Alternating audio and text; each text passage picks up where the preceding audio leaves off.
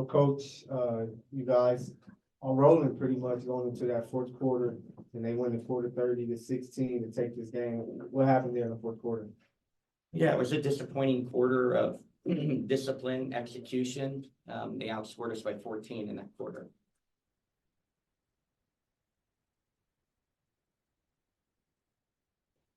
No. Any questions? Hey, Coach, how we saw different plays from Stephanie Talbot today and different participation. So can you speak to Stephanie Talbot's performance tonight and what are some positive things that you saw that she contributed to the team? Yeah, first playing 30 minutes on a ankle sprain tonight. She got it out when we didn't even know, maybe game time decision if she could even go.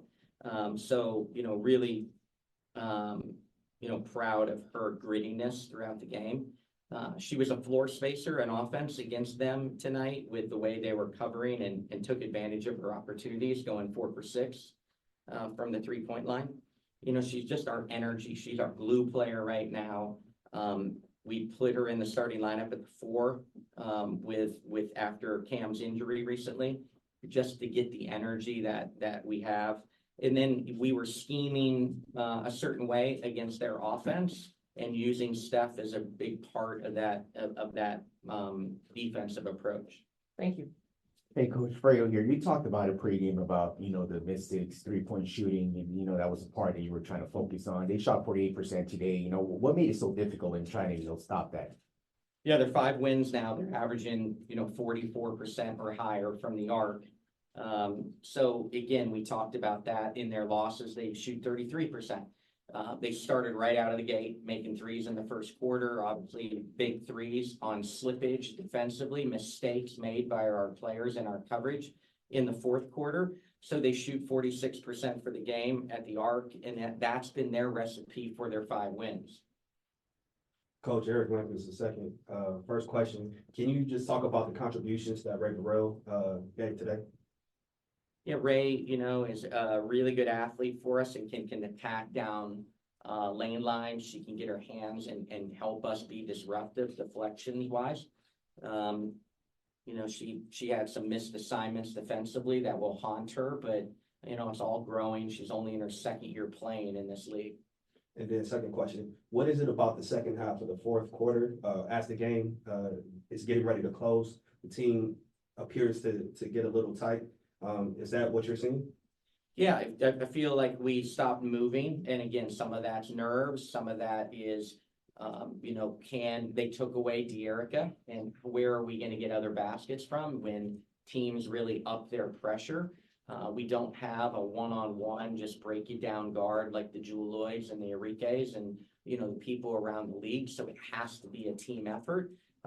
Obviously, we have 22 assists on 28 baskets. That's just how we play. So we just got to keep moving them. We got a 14-point lead in the fourth quarter, and we started taking quick threes very early in shot clocks. And that's just not time and score awareness that we may pass up some of those threes early in the clock and try to really keep them moving. So again, you just got to keep putting this team in that position. And our veterans, the ones that we do have to lead in that situation on the court and get them settled and get them into stuff. Coach, so there's been a slew of losses now with the rough road trip and then coming home, and kind of seems like this team's just finding new and frustrating ways to kind of lose. As a coach, with a mixture of youth and veteran leadership on the team, what do you do to kind of galvanize them in this moment and make sure they try to finish strong, knowing there's an Olympic break, which will be another month off in between? Yeah, I thought we did a lot of good things in stretches. It's not going to feel good because of the fourth quarter and ultimately the loss. So you've got it. It's never as good as you think, and it's never as bad. So again, we'll look at the first 3 quarters, and there'll be lots of areas where we weren't quite as good as we thought. And then the fourth quarter, we'll look at it and be like, well, we did some decent things. We just got to go reward ourselves. In a 2-point game, shooting 60% from the foul line doesn't help you either. So, there's a razor thin line between winning and losing in this league. And our margin with all our injuries, all our youth, is even thinner. And you watch that thin line evaporate in the fourth quarter, and it's disappointing because we played well enough early to be in control of that game in the fourth. Thank you, Curt.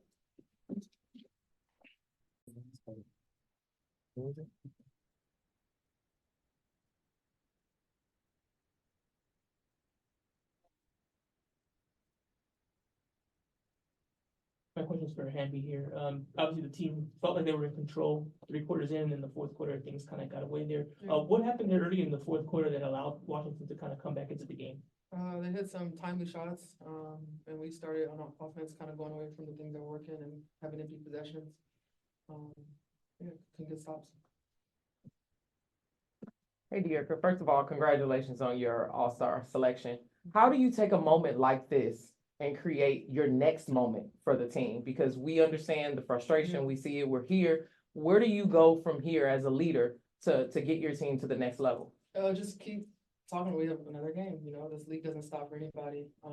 And we got Vegas up next, and this league doesn't stop. And that's all we keep talking about.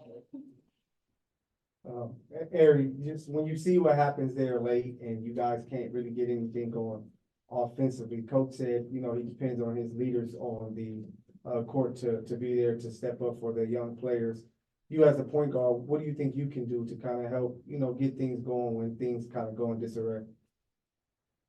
I think for one, when we're in those droughts where we can't score and we're not getting stops, I think I can do a better job of just making sure we're composed and just taking a deep breath and just letting the team know that, you know, we're still in the game, just keep going, you know, what has got us successful throughout the game. Just following up on that, you know, when you have basically 3 quarters and things are working, what makes the team kind of go away from that, from your experience? I think when the team's going to run, which is natural as basketball, but you know, with a young team, we tend to kind of go within ourselves and lose sight like the bigger picture, staying patient. And I think it was about 4 minutes left. I said, like, just be composed. Like, we don't have to play like we're down, but we need to like run clock and be smart about that, and just couldn't do it. Hi, Dearica, this question's for you. Last week we spoke about your leadership style, trying to not be too high, too low, no matter wins or losses. But after 8 straight losses, what are you telling your team? Next game. Thank you, ladies. Thank y'all.